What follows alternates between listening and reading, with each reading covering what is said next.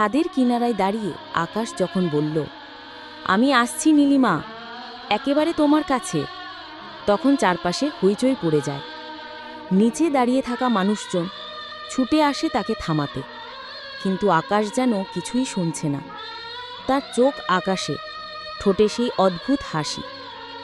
এক হাতে মোবাইলটা বুকের কাছে চেপে ধরে রেখেছে, যেন ওটাই তার প্রাণের শেষ সঞ্চার। তারপর হঠাৎ একটা চিৎকার। না, আকাশ লাভ দেয়নি। তাকে শেষ মুহূর্তে ধরে ফেলেছিল তার ছোটবেলার বন্ধু তানভীর। জোর করে টেনে নিয়ে আসে ছাদের নিরাপদ জায়গায়। সবাই হাঁস ছেড়ে বাঁচে, কিন্তু আকাশ, সে ফ্যালফ্যাল করে তাকিয়ে থাকে তানভীরের চোখে। তারপর ফিসফিস করে বলে, তুই কেন বাধা দিলি? নীলিমা তো আমাকে ডাকছিল। তানভীর কিছু বলার আগেই আকাশ আবার হাসে, চোখে জল নেমে আসে। তোরা কেউ ওকে দেখতে পাস না, কিন্তু আমি দেখি, আমি শুনি। সেই দিনের পর আকাশকে মানসিক চিকিৎসকের কাছে নিয়ে যাওয়া হয়। অনেক পরীক্ষা নিরীক্ষা, অনেক থেরাপি। ডাক্তার বলেন, সিভিয়ার গ্রিফ ইন্ডিউস সাইকোসিস, he is seeing what he wants to see. অর্থাৎ আকাশ বাস্তব ভুলে কল্পনার এক জগতে বাস করছে, যেখানে নীলিমা এখনও আছে, কথা বলে, হাসে, তাকে ডাকে। চিকিৎসা চলতে থাকে, কিন্তু আকাশ তেমন সাড়া দেয় না।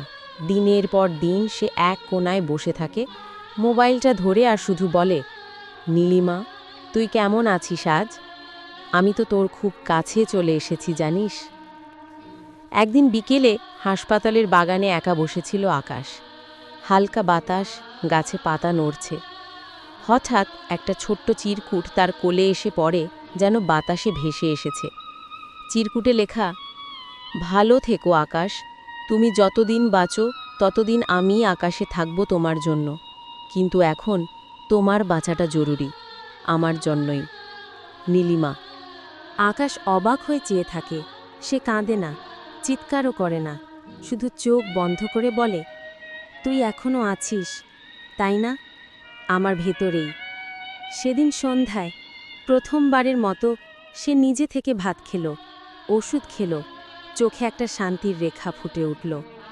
সেই রাতেই সে মোবাইলটা বন্ধ করে রাখল, এক কোণে রেখে দিল।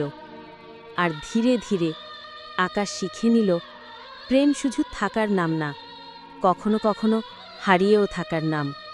শেষ নয়, হয়তো নতুন শুরু।